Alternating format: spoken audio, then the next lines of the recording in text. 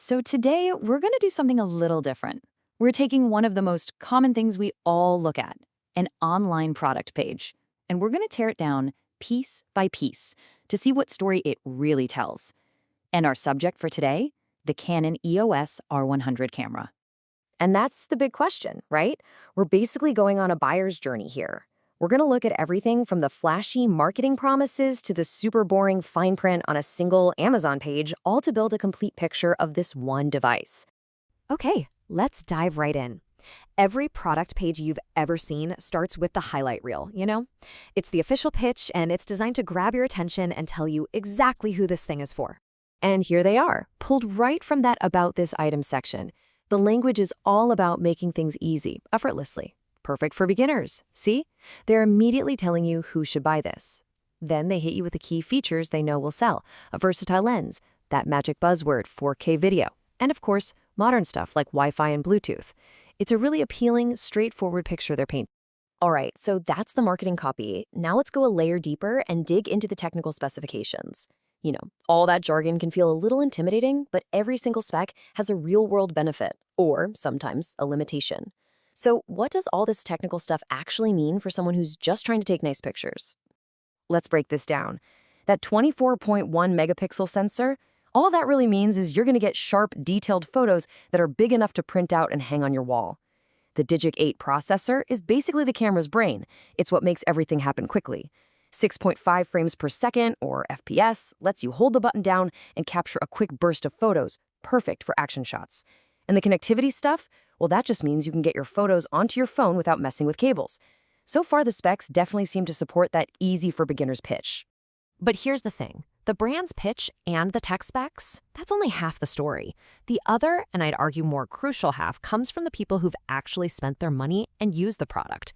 This is the reality check. Now this is really interesting. Take a look at the overall picture. A massive 87% of buyers gave it a 4 or 5-star review. That's a huge thumbs up. But wait, look closer. There's also a pretty significant 10% chunk of 1-star reviews. That's telling.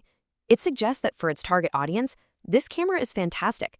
But for that 10%, something went seriously wrong. It might have some real deal breakers. So what could those be? And this 5-star review from Alexander, it perfectly captures why people love it. I mean, he's using the same exact language as Canon. Entry level. Best for absolute beginners. He also calls it a mirrorless camera, which for a beginner just means it's smaller and lighter than those big old DSLR cameras. This review basically proves that for the right person, this camera absolutely delivers on its promise. But here's where things get a little more complicated. Check this out. This is also a 5-star review, but it comes with a huge con. Remember that heavily marketed 4K video feature? Well, a real user points out it's heavily cropped and not stabilized. Now, that is a critical detail you would never, ever get from the official pitch. It shows that even happy customers can see the camera's limitations.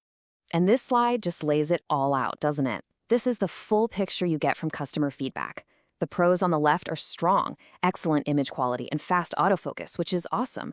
But the cons on the right reveal the trade-offs you make for that budget price. We're talking weaker battery life, a limited number of lenses you can buy for it, and, get this, no touchscreen display. That's a feature a lot of beginners would probably just expect to be there. These are likely the exact deal breakers that led to those 1-star reviews. So, uncovering those trade-offs in the reviews is huge, but there's another layer of hidden details. Now we get to the part that, let's be honest, most of us just scroll right past, the fine print. It's not exciting, but man, it's essential if something goes wrong. You see 10-day replacement, and you probably think, great, easy return. But hold on, it's a 10-day service center replacement. That little phrase changes everything.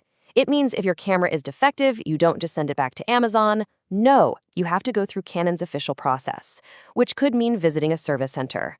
It's an extra layer of hassle that's really important to know about up front. And here's another little detail that's super easy to miss. The what's in the box section. It just says, camera kit. Okay, what does that even mean? Does it come with a battery, a charger, a strap to put around your neck? The page doesn't say. That kind of ambiguity means a really careful buyer would need to do some more digging to know exactly what they're getting. So let's take a step back. We've looked at the pitch, we've looked at the specs, the real-world reviews, and even the boring fine print. Let's put it all together. What is the complete story this single product page has been telling us all along? Well, the page starts with a really simple story. This is the perfect first real camera for you. The specs seem to back that up with solid, basic features. But it's the customer reviews that add the most important chapter, a story of compromise. You get that great Canon image quality, but you have to trade away advanced video features on a touchscreen. And the fine print adds a little footnote about what happens if things go wrong. So the complete story is a really clear narrative about value and trade-offs at this price. You know, in the end, almost every product page is telling a story of compromise. It's always a balancing act between quality versus cost, or features versus limitations. By learning to read between the lines, connecting the marketing, the specs, and what real users are saying, you can uncover that story for yourself. So now that you know how, what story will you look for next?